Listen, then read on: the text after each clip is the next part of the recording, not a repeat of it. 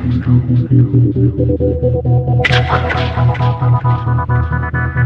está pronto para receber o vereador?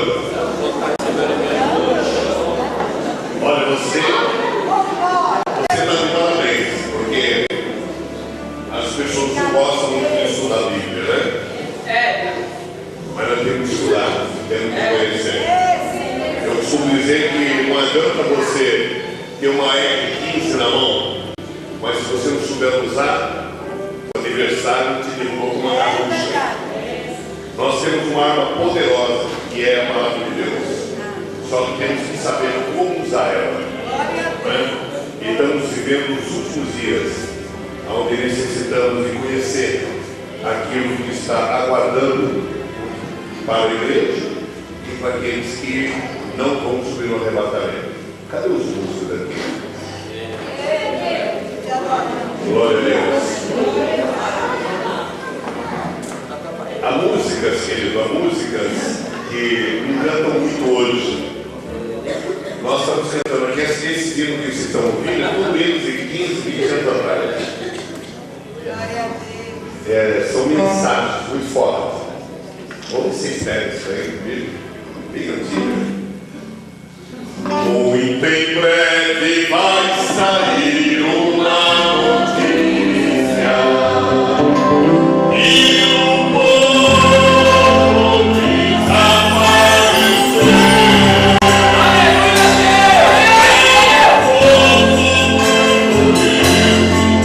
E aquilo sofrer,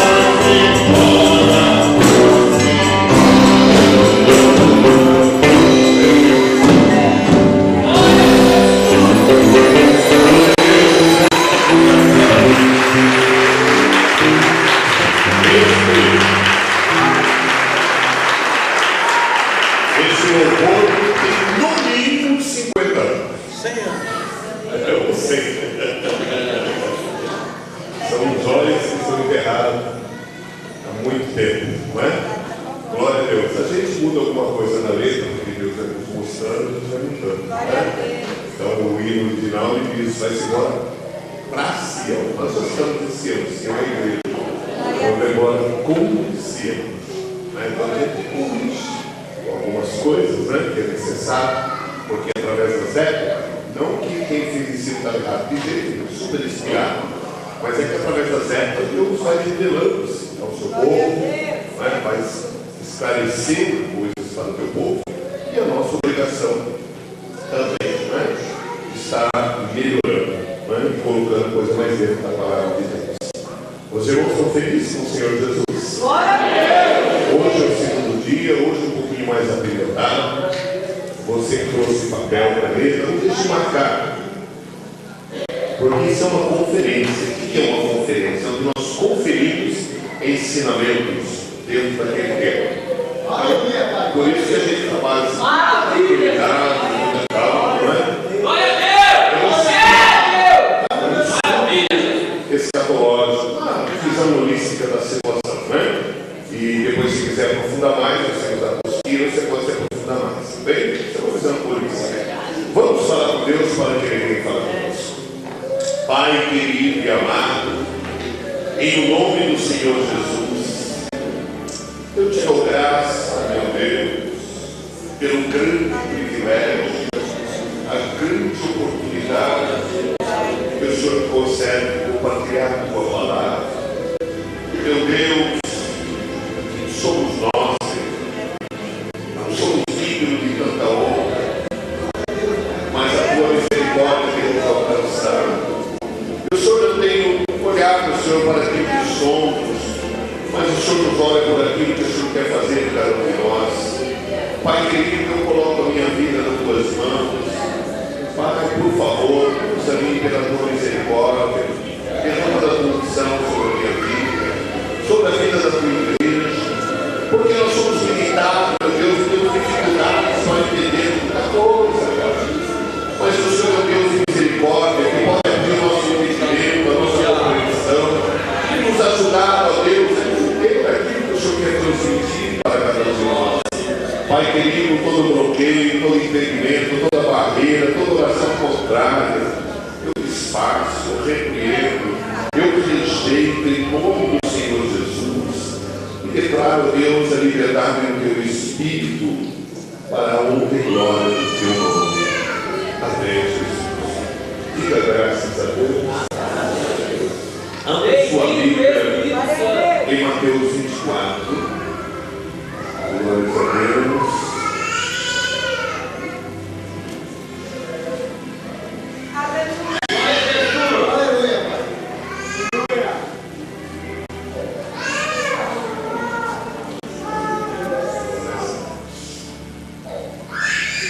Amém, irmãos? Mateus 24. Glória a Deus. Glória a Deus. 24, versículo 37 a 39, que nós recitamos ontem. Isso? Glória a Deus. 24, 37 a 39. E como foi nos dias de Noé, assim será também a vinda do Filho do Homem. Queridos, Paulo ele diz em Romanos capítulo 15 que tudo que no passado foi escrito para nosso ensino e consolação foi escrito. Então tudo que está registrado na Bíblia serve-nos como despertamento e orientação. A Bíblia diz que se possível fosse até os escolhidos serem enganados, se possível, mas não é possível, porque quando você é escolhido, querido, tá? É Deus quem te escolheu, e quando Ele nos escolhe, Ele não nos deixa em dúvida ou em insegurança, Ele nos esclarece. Essa é a realidade.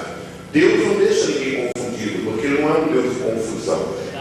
Então quando somos chamados, isso está muito claro em João 15,16, não fomos nós que escolhemos Ele, mas Ele que nos escolheu e nos nomeou para que fôssemos e dessemos fruto, que o nosso fruto permanecesse, para que aquilo tudo que pedimos em seu nome Ele nos concederia.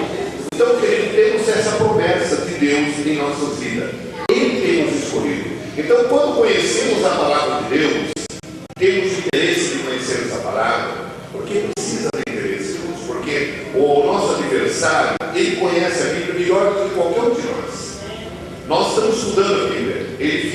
acontecendo. Né? Então ele teve lá tentando o próprio Jesus. E aí um exemplo muito grande da necessidade de conhecer a palavra. Jesus, sendo o próprio Deus, ele podia simplesmente mandar Satanás embora. Podia ou não podia? Podia, ele tem autoridade para isso. Né? Hoje no nome dele nós mandamos ele embora, imagine ele próprio. Ele podia chegar e falar, vai embora, diabo, daqui. Mas Jesus não fez isso. Jesus ele nos deixou um exemplo para nos mostrar que a nossa vitória não está no poder do dinheiro, não está no poder de uma posição social. Nossa vitória não está, não se espanta do que eu vou falar, mas não está na tua crença cega, na fé cega, mas a nossa vitória está na palavra de Deus. Jesus nos mostrou isso porque Jesus ele tinha acabado de se batizar. Eu já citei esse texto muitas vezes. Ele tinha acabado de se batizar e se retirou para o deserto. E lá diz a palavra de Deus que ele ficou 40 dias e 40 noites sem comer, sem beber, jejuando e orando. 40 dias e 40 noites. Então presta atenção que é muito forte isso que você vai ouvir agora. Agora você imagina, 40 dias, 40 noites em jejum e orando, tá? E sendo o próprio Deus encarnado. E o que aconteceu? Depois dos 40 dias e 40 noites de jejum e oração, o diabo veio tentar ele. Está vendo? Então, às vezes a pessoa acha, não é que não seja necessário, se não fosse, Jesus não tinha feito. Nós precisamos sim de ter uma vida de oração. Oração é oxigênio. Quem não ora, pode asfixiar. Então, precisamos orar. Jejum é uma necessidade porque é uma consagração espiritual do nosso corpo e faz bem também para o nosso organismo. Mas essas coisas não expulsam o diabo. O diabo não tem medo de jejum, o diabo não tem medo de oração, o diabo não tem medo dessas coisas. Fala, poxa, pastor, que é verdade, ele não tem medo. Tanto é que quando você está orando, o diabo está do teu lado ouvindo a tua oração. Sabe por que ele está do teu lado ouvindo a tua oração? Eu sempre cito isso aqui como ensinamento, que é importante. Porque durante o dia, ele está jogando setas sobre nós, todo dia. Faz tudo certo. Ele conhece a minha vida e a tua vida. No passado ele conhece. O futuro só pertence a Deus. Mas no passado ele conhece. Então ele sabe as coisas erradas que nós já fizemos. Ele sabe os pensamentos ruins. Pensamento não, mas as atitudes ruins que nós tivemos no passado, ele sabe. Então ele sabe das nossas fraquezas que nós demonstramos no passado. Ele sabe. Então ele fala, fulano já fez isso, né? Beltrano já fez isso. Eu vou atacar ele. Então, o que ele faz? Ele joga a sua seta. Mas ele não sabe que aquela seta nos atingiu, porque às vezes está só o nosso pensamento. Às vezes você tem uma fraqueza de algo no passado, e na tua mente essa fraqueza entra. E você até pensa em fazer alguma coisa errada, mas não faz. Por que você pensou em fazer errado? Porque o diabo jogou a seta. Mas ele não sabe se te atingiu essa seta. Ele só jogou, ele sabe. E como que ele pode saber? Aqui está o perigo. É na hora da tua oração. Então a oração pode ser uma bênção na tua vida e a oração pode ser um desastre na tua vida. Por isso que a palavra de Deus ensina em Mateus 6 que quando você for orar a Deus, entra no teu aposento, não é? Quando fala aposento, não é tua casa, não. É que Deus entra no seu particular, no teu aposento e fala a Deus em oculto, porque ele sabe que você necessita antes mesmo de pedir. O que ele está querendo dizer? É que as minhas fraquezas eu oro a Deus em espírito. O diabo não pode ouvir da minha boca as minhas fraquezas. Eu oro a Deus em espírito e Deus vai me fortalecer para que eu não cometa aquelas fraquezas. Esse é espírito. Agora em voz alta, eu oro pelo A, pelo B, pelo C, eu abençoo a vida das pessoas, eu glorifico a Deus. Em voz alta eu faço isso. Por que eu faço isso em voz alta? Porque o diabo vai ouvir minha oração e quando ele viu glorificando a Deus, exaltando a Deus, agradecendo a Deus pelas bênçãos, por tudo que eu tenho recebido, intercedendo pela minha cidade, pelo meu bairro, pela minha nação, pelo meu irmão, o diabo vai falar, puxa vida, não consegui atingir, né? Mas ele não sabe, às vezes a sequinha bate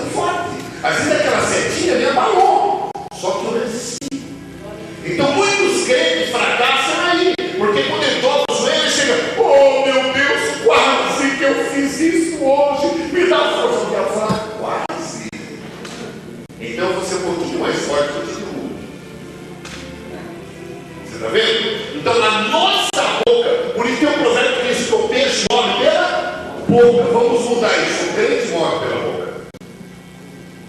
E é a verdade. Nós falamos, aí acontece. Em quebra de maldição, nós aprendemos muito isso aqui. Vamos ter essa quebra de maldição lá no mês de setembro. Então, é a realidade. E a palavra de Deus nos ensina isso com clareza. Com clareza. Com clareza. Então, o nosso fracasso está aí, em falar. Você vê que a oração não espanta o diabo. Quando Jesus estava lá no deserto, depois de 40 dias, volta a dizer, 40 noites, orando e jejuando, sendo o próprio Deus enganado, o diabo chega nele e fala para ele: você não é o filho de Deus? Jesus não sou. Então me mostre, você está com fome, não está? Estou. Então não dessas pedras se tornem pão. Tá? Jesus podia chegar e falar: posso, pão, e virava. Ele transformou água em vinho. Ele multiplicou 5 pães e 2 peixinhos para alimentar 15 mil pessoas. Por que ele não podia transformar pedra em pão? Poder para isso ele tinha. Mas ele quis nos deixar um exemplo. Quando o diabo falou isso para ele, transforma essa pedra em pão, ele usou a palavra contra o diabo. Ele falou: diabo, está escrito, nem só de pão vive o homem, mas de toda a palavra que vem da boca de Deus. Aleluia! Isso é um exemplo para nós. Aí o diabo não se contenta. E pega ele e leva ele num lugar bem alto, lá no pináculo do templo, lá na torre do templo, que era alto, e falou: agora o diabo vai usar a Bíblia com ele. Olha como o diabo é. Ah, é assim? Você quer usar a Bíblia, né, Jesus? Eu vou usar. Aí o diabo chega nele e fala: ó, Jesus, está escrito lá na palavra, isso em Salmo 91, que ao teus anos está na ordem até o respeito para te segurar na tua mão. Então pula daqui, quero ver se o Senhor vai te segurar. Usou a Bíblia. Jesus olha o diabo, mas também está escrito: não tentarás o Senhor teu Deus. Aleluia. E o diabo não se contenta. Pega ele e leva lá no alto do monte e mostra para ele toda a riqueza e a glória desse mundo. E Jesus começa a olhar. Você imagina muitos crentes olhar a mega sena acumulada 10 vezes e o número que vai dar?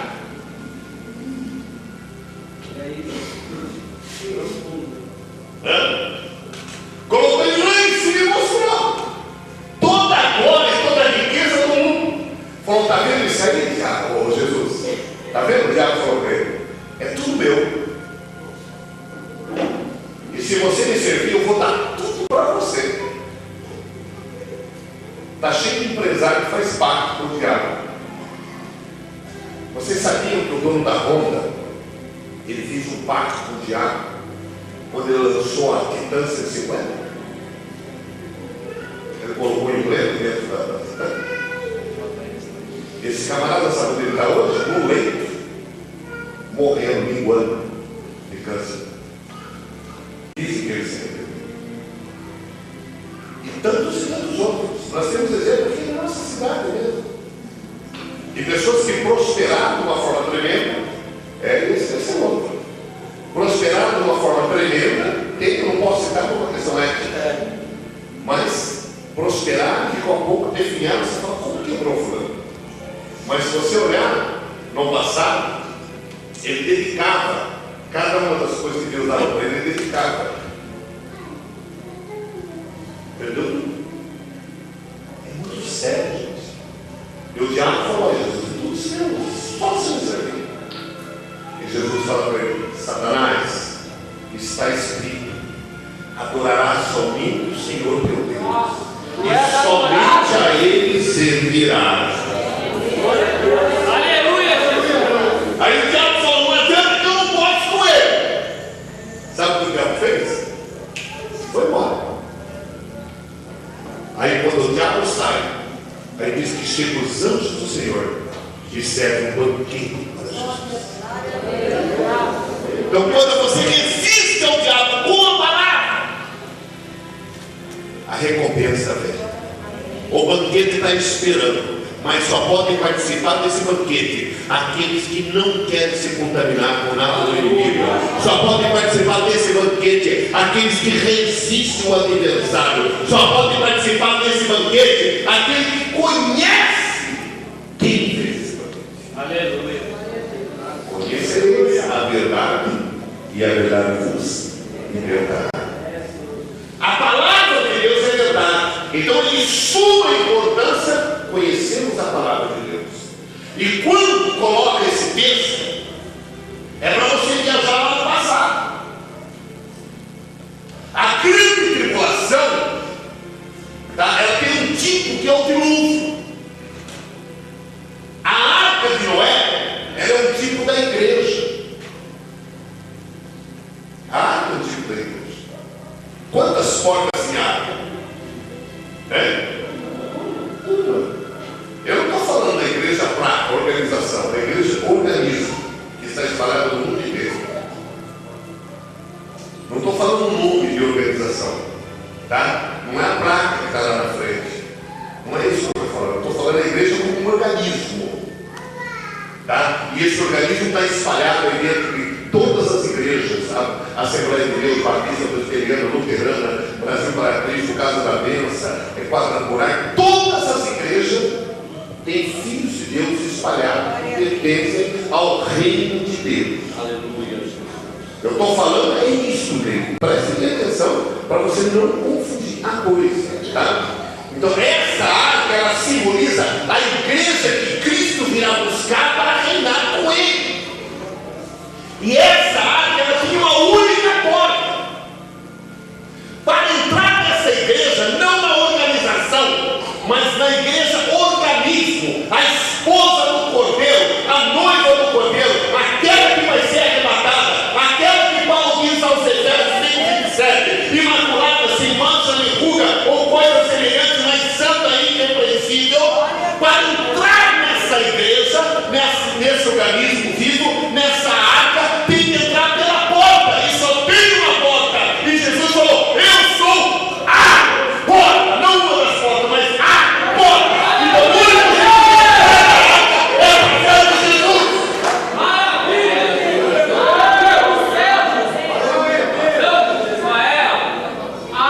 Havia uma única arca, e Jesus irá buscar uma única igreja. E havia uma única porta, que é o nosso Cristo. Aleluia! E a Bíblia diz que como foi nos dias de Noé, assim será também a vida do Filho do Homem. O verso de baixo diz como, para?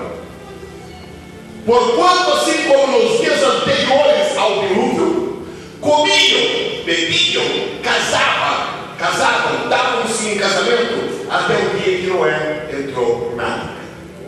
Chamavam de louco por construir de pai. Vamos chamar você de louco. Vamos chamar você de fanático. Ah, que isso? Isso é besteira. Isso é ilusão. Querido, não seja religioso. Fala para mim, não seja religioso. Mas seja um cristão. É diferente. Religioso, tudo religião tem. Cristão é seguidor de Cristo. É, Senhor, aleluia. Então preste atenção. Nos dias de Noé, o que aconteceu? Quando veio o dilúvio, aí todo mundo se desesperou. Aí todos queriam entrar na arca, mas a porta da arca foi fechada. Um dia, meus queridos e amados, a porta da graça vai ser fechada.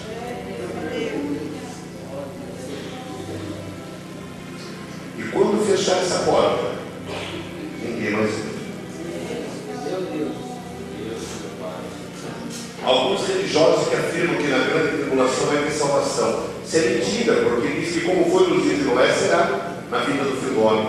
E nós sabemos que no dilúvio não viveu ninguém. Só os que estavam dentro da 8 pessoas.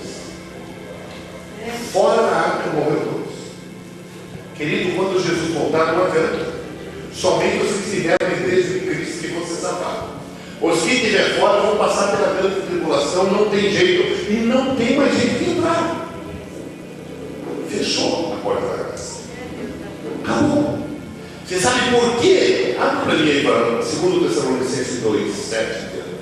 Você sabe por quê? Por que hoje não manifesta? O anticristo não manifesta. Ele está jogando suas setinhas. Ele está usando um aqui, outro ali, outro lá.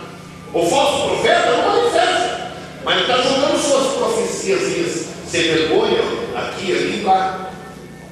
Só que ele não tem força para manifestar. Ele não tem força de agir 100%. Não tem. Ele não consegue. Você sabe por que ele não consegue? Capítulo 2, do verso 7 em diante. Olha lá. Porque já o mistério da injustiça opera, Paulo diz. Então o mistério da injustiça já está operando. Nós estamos vendo direto.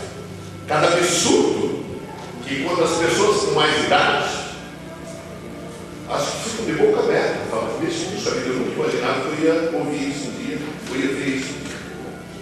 É verdade. As pessoas ficam pasmas. Falam, nossa, é inacreditável que isso esteja acontecendo. Ficam mesmo. Como mudou? Os valores se inverteram totalmente. É verdade, não é? Totalmente. Eu lembro quando eu era menino, a gente entrava na sala e meu pai estava conversando com alguém.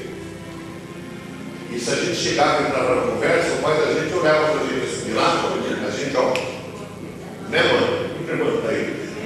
A gente, ó, caía fora. Só de olhar para a gente assim, ó. Hoje em dia está conversando com uma amiga mulher, chega um filho, uma criança. Né? Mãe, que dá isso? Depois fala assim.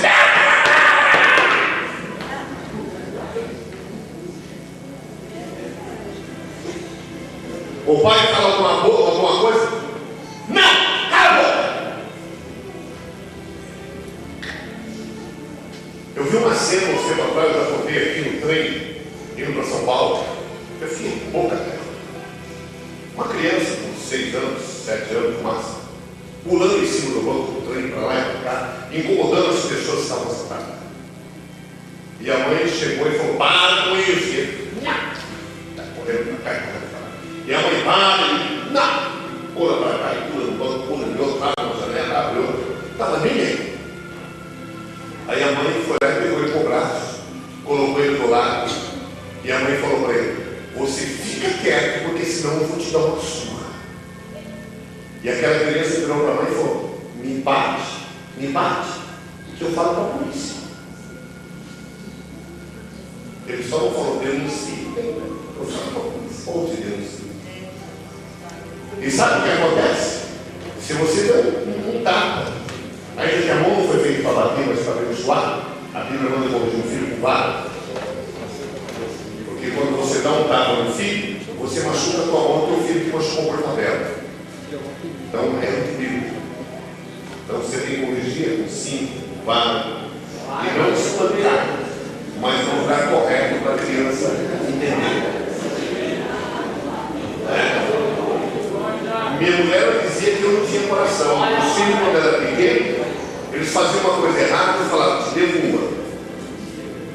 Eles faziam uma coisa errada, eu te devo duas. Faziam outra coisa errada, eu te devo 3. Aí quando juntavam umas 5, aí eu pegava e convidava eles para brincar. Aí eu montava no quarto deles um ferrorama que eles tinham, aqueles trenzinhos, e ficava brincando com eles nos trenzinhos. Depois de montar o trenzinho, ficava jogando travesseiro deles, jogando travesseiro de mim. Aí eles brincando, quando estava tudo solto, eu falei, agora, ajoelha aqui na cama e fica com um mãozinho para cima, que o pai vai pagar o que deve para vocês. Meu pai, sim. Aí ele ficava assim, com o bubuzinho para cima, eu pegava assim e batia nas nádegas dele, que é que não machuca, dói, não é espancar. Eu estava sentado. Você sabe por que é sentado? Minha mulher sempre perto, eu não sei como você faz isso. Eu estava sentado no mundo dele e falava, sabe por que é sentado? Porque você fez isso, lembra? Sim, pai. Você vai fazer de novo? Não, pai. Mas chega, não, te dei mais 4.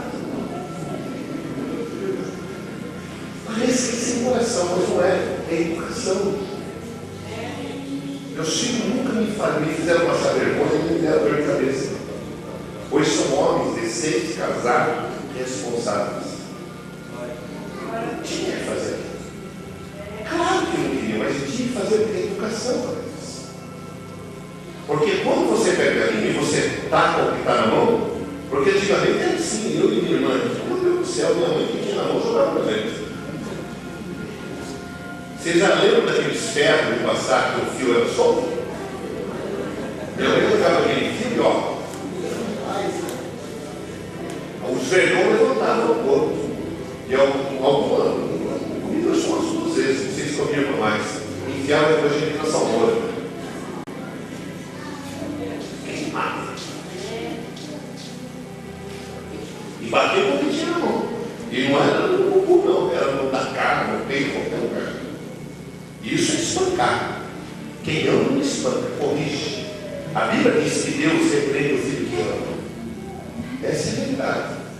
Ele repreende o filho.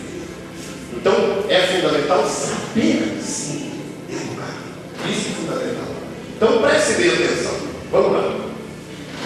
Hoje, vamos entrar aqui, senão a gente acaba saindo, circulando totalmente e acaba não voltando. Hoje não opera 100% o anticristo e o profeta. Por quê?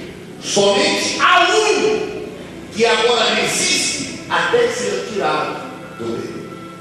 Você sabe por que o anticristo não opera totalmente? Há todos esses problemas na sociedade, porque diz que o Ministério da Justiça não opera, mas não opera 100% porque tem uma coisa que impede. Esse é o Espírito Santo de Deus. Então, o Espírito Santo serve como freio.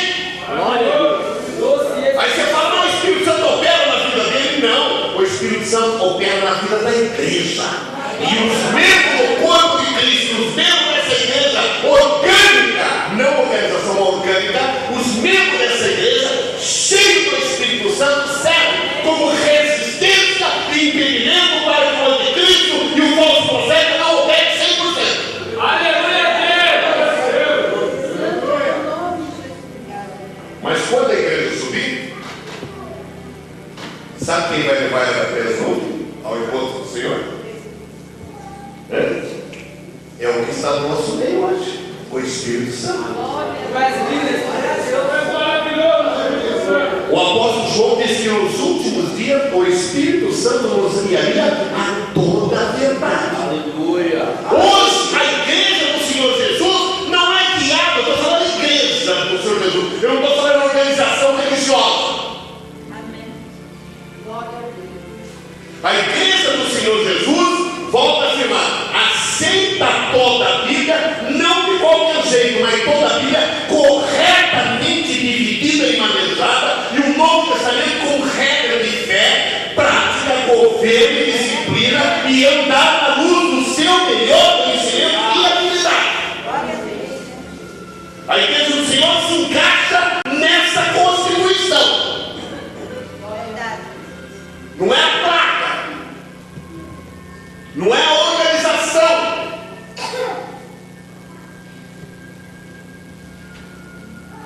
Se vós, diz Jesus, estiveres em mim, e a minha palavra estiver em vós, então pedirei o que quiseres ao Pai. Aleluia. E vos será.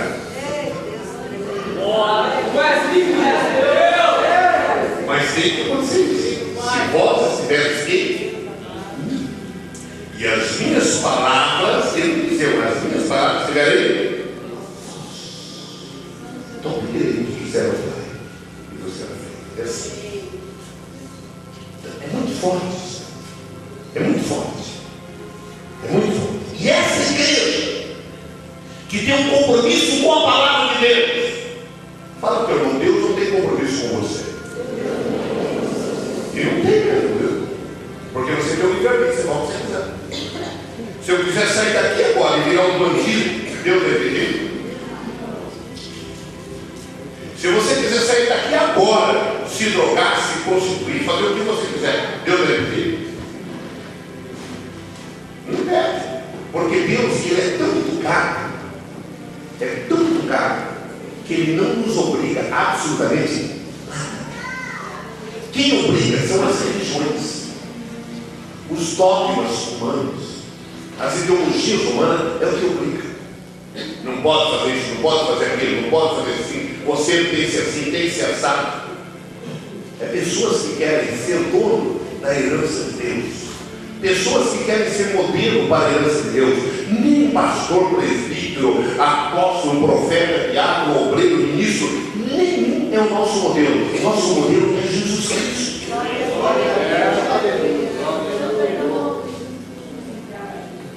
A Bíblia diz que um guia cego, guiando um monte de cego, cai tudo no buraco. Paulo, o grande apóstolo, ele diz: sede meus imitadores, mas como eu sou de Cristo. O que ele está querendo dizer? Se eu não imitar Cristo, então não me imita. Não, só o pastor está fazendo isso, tá? Que ele vá para o inferno sozinho, não acompanha não. Está entendendo? Salvação individual. É tua vida com Deus. Deus não tem neto, só tem filho. Vocês estão entendendo? A coisa é séria. Eu não dou minha vida por ninguém. Ele deu dele por nós. Quer? Pastor, você é egoísta? Não, sou realista. Se tiver que morrer entre eu e o Daniel que está filmando, que vai ele.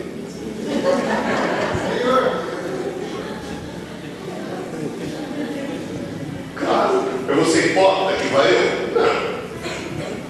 Eu amo minha esposa, mas se chegar um negócio apertar, você tem que escolher, eu falar, eu amo ela, mas eu quero ir. Estou dando meu lugar na filha para quem quiser, estou passando para trás. Quem quiser entrar na frente, eu estava ali, não sei nada. Verdade. Gente, nós não podemos ser hipócritas, temos que ser realistas. Ser cristão é estar com os pés no chão, não é viver de ilusão, não é viver de fantasia, utopia. Temos que viver da realidade. Já está cheio, me perdoe, não querendo ser pejorativo, mas já está cheio de religiosos. Não vamos ser nós. É Deus. Está entendendo? Diga amém. Porque é esse cristão, seguidor de Cristo, é o que está travando esse mundo ainda. Olha, esse mundo não sabe dar o valor que merece um servo de Deus, porque se eles ainda estão respirando, se ainda isso aqui ainda está em pé, é graças a esses servos fiéis que vivem a palavra de Deus. Porque Deus falou com Abraão: se tiver, olha Abraão, eu vou destruir Sodoma e Gomorra. Deus, mas o Senhor é Deus de amor. O Senhor vai destruir Sodoma e Gomorra? Fora! Mas, meu Deus, e se lá dentro tivesse 50 justos? Abraão, gozado, né? Todo mundo faz o papel de Deus, fala grosso, né? Quem fala assim está errado, não pode fazer peça. E o diabo também fala grosso, né? Engraçado isso, né?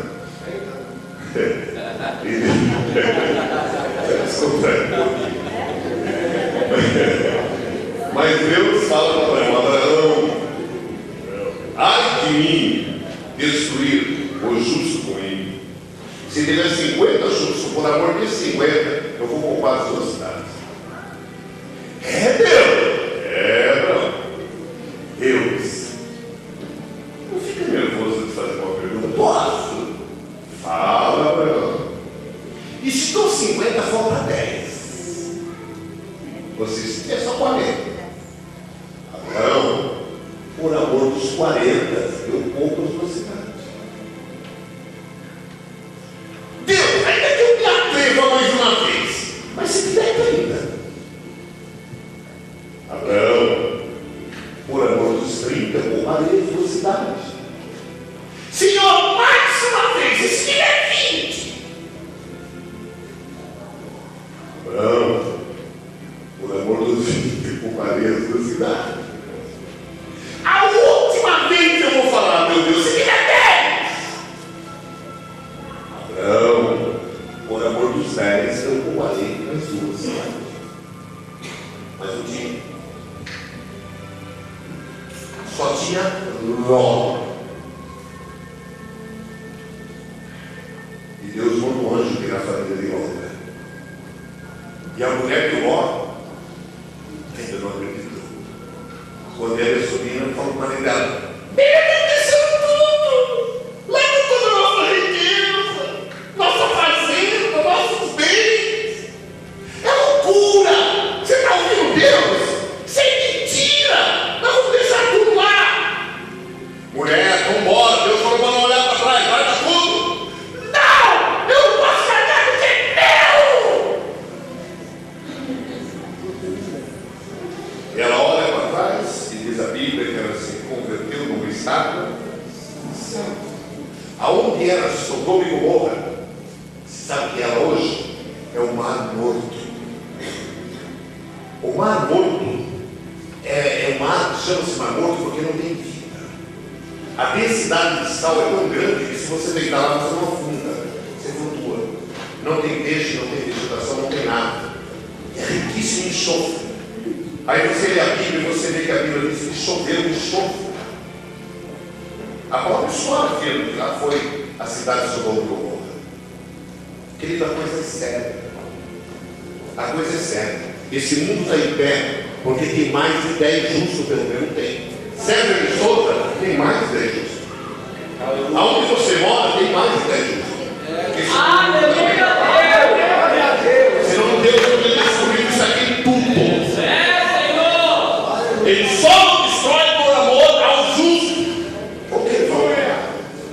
Está entendendo, diga bem? Por isso que Paulo diz: no dia que for tirado daqui esse justo, que o Espírito Santo vai levá-los, a nuvem vai levar com Jesus os ares, aí liberou tudo.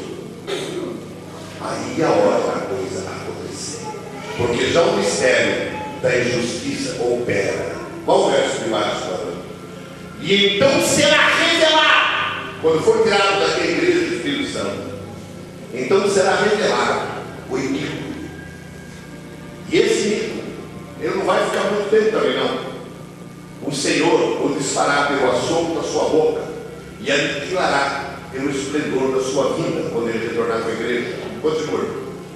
A esse cuja vida é segundo a eficácia de Satanás.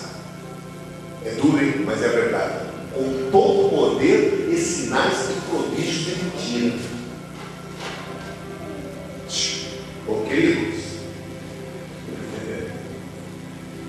o ser humano se impressiona muito fácil. Olha aí, levantou um paralítico. Cuidado. Muito cuidado. A Bíblia diz que os sinais, está lá em Marcos 16, os sinais seguirão os que creem. A Bíblia não diz os que creem seguirão os sinais.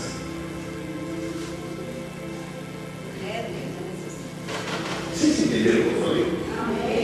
Os sinais seguirão os que creem. Não é os que creem que seguirão os. Se você crê, você não precisa correr atrás de sinais. Os sinais vão correr atrás.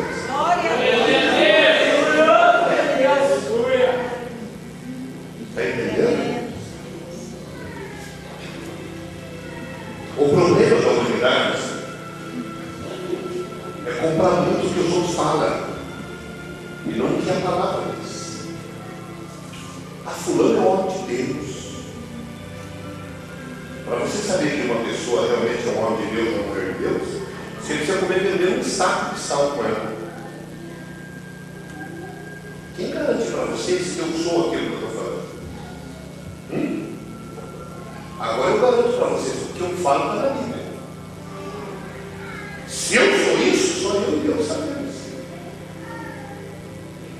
Então não se luta pela aparência, não se luta pela formação acadêmica, luta de um tempo, não se luta pela beleza de uma indumentária, não se luta por uma cara bonita, mas ouça a palavra de Deus. Glória a Deus, né? É a nossa única regra de fé. Aleluia. Às vezes a pessoa pensa, eu sempre falo isso, que onde tem barulho tem poder. Isso é uma ilusão muito grande. Quem mata não é o trovão, é o raio. Depois que o raio vem, aí que vem o trovão. O trovão é uma consequência do raio. O poder é uma consequência, o barulho é uma consequência do poder, e não o contrário.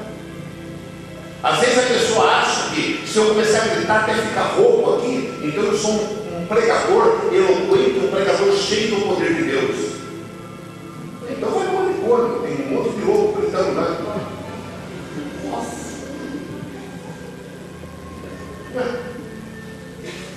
Se é grito? Não, queridos. É a palavra. É entender a palavra. É viver a palavra. Colocar em prática a palavra. É isso. Glória a Deus. Glória a Deus. Se eu creio, vai seguir. Vai acontecer. Dá a impressão que estou fazendo propaganda da igreja, né? Eu estou viva na palavra. Não é uma organização. Né?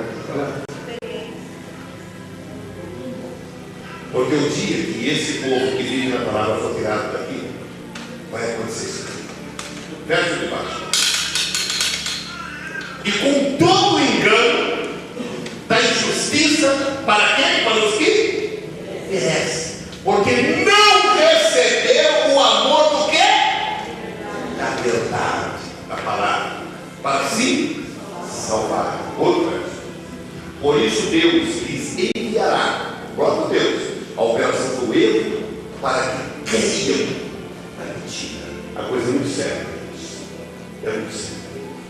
Então, quando a igreja subir, começa nessa terra a grande tribulação. Não se iluda.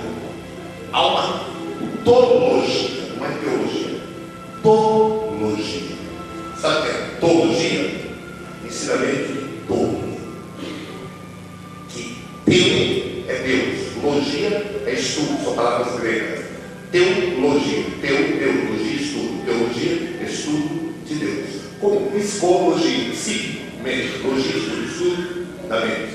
São palavras gregas. Nós temos o grego e a cultura grega, o persa, a cultura universal. Então, isso disparou no mundo inteiro, usa-se muito. Né? Até no esporte. Né? O Brasil é pentacampeão mundial. Isso é grego. Está buscando um hexa. É grego. Então, nós estamos cheios de grego. Apesar que o Brasil não é só grego, né? Tem tudo, né? Eu costumo dizer que se o brasileiro for nos Estados Unidos, ele não passa fome. Todo brasileiro sabe falar muito bem inglês quando se trata de comer. Eles chegam na lanchonete, lá no fast food, não é a mesma coisa. Chega lá. O que você quer? X-Bacon Taco. Para tomar milkshake. Se dá calor, ice cream salt. Ou vai pedir o lanche, hot dog. É chique, né? Você falar cachorro quente, isso é coisa de chinês. Comer cachorro. Se você falar carne moída com queijo, fica estranho, não fica? Mas você fala cheeseburger, é bonito, né? Você for falar X-egg, é bonito, né? Mas você falar carne moída com ovo. Você falar, eu quero que você faz com ele, uma carne moída com tocinho defumado. Né? Mas fala, eu quero X-bacon. Então o brasileiro não passa fome nos Estados Unidos. Ele sabe falar inglês, para comer ele sabe falar inglês. Né? Está entendendo? Diga amém. Amém. Então presta bem atenção. Abre para mim aí para o Apocalipse 13, 4, 5. Agora vamos para o Apocalipse. Quando a igreja subir, o Espírito Santo vai junto e fecha a porta da graça. E eu volto a afirmar: há uma teologia que diz aí que há salvação ainda para as pessoas que ficarem na grande tribulação. Isso é uma grande mentira. Porque senão a Bíblia vai se contradizer. Porque diz que como foi nos dias de Noé, será na vida do Filho do Homem. E só se salvaram os que estavam dentro da arca. Os que estavam fora da arca morreram todos afogados. Então não há salvação. Depois que a igreja subir, não há salvação. Porque quem convence o homem do pecado é o Espírito Santo. E ele não vai estar mais aqui. Ele vai levar a igreja e vai subir com a igreja. Então não há mais salvação para absolutamente ninguém. E quando manifestar, quando a igreja subir, o que vai acontecer? Vai muita gente. Como vai muita gente, vai sobrar muita coisa nesse mundo. Vai ou não vai? Comida, casa, roupa. Vai sobrar muita coisa. Porque vai muita gente. A Bíblia diz que serão tantos como a areia do mar. Muita gente. Muita gente. Então uma multidão enorme. Você imagina a fartura que vai ficar esse mundo aqui. Já tem gente pensando: eu não quero ir, não, eu quero ficar aqui. E tem muita gente que vai ficar mesmo.